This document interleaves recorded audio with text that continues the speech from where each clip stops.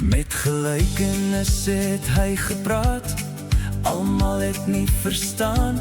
Julle sal hoor, kyk en glad nie sien.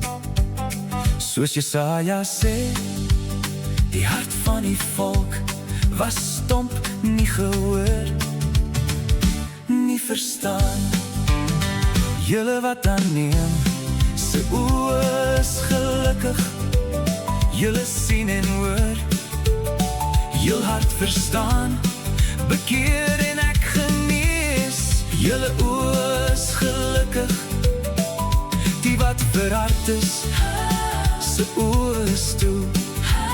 Hul kan nie sien, hoor verstaan, nie bekeer. Met die oor sal julle hoor, met die oor sien, met die hart verstaan. Julle oë is gelukkig, julle oë is gelukkig, omdat hulle sien.